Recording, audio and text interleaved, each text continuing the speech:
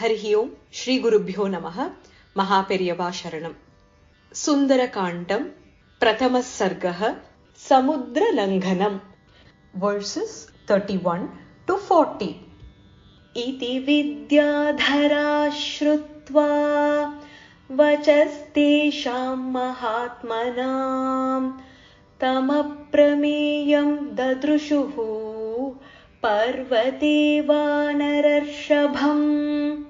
दुधुवे च सरोमाणि चकम्पे चाचलोपमः ननाद सुमहानादं सुमहानिवतो यदः आनुपूर्व्येण वृत्तं च लाङ्गूलं रोमभिश्चितम् उत्पतिष्यन् विचिक्षेप पक्षिराज इवोरगम् तस्य लाङ्गूलमाविद्धम् आत्तवेगस्य पृष्ठतः ददृशे गरुडेनेव ह्रियमाणो महोरगः बाहू संस्तम्भयामास महापरिघसन्निभौ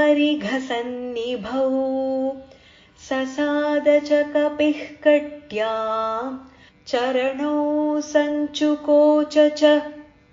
संहृत्य च भुजौ श्रीमान् तथैव च शिरोधरां तेजःसत्त्वं तथा वीर्यम् आविवेश स वीर्यवान् मार्गमालोकयन्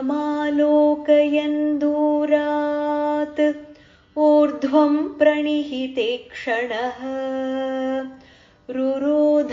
हृदये प्राणान् आकाशमवलोकयन्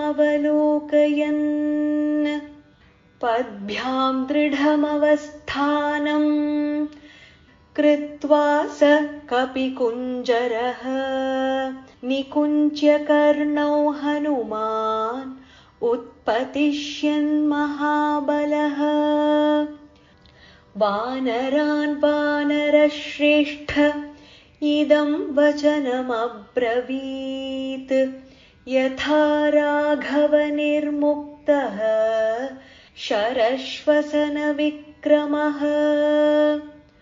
गच्छेत्तद्वद्गमिष्यामि लङ्कां रावणपालितां न हि द्रक्ष्यामि यदि तां लङ्कायां जनकात्मजाम्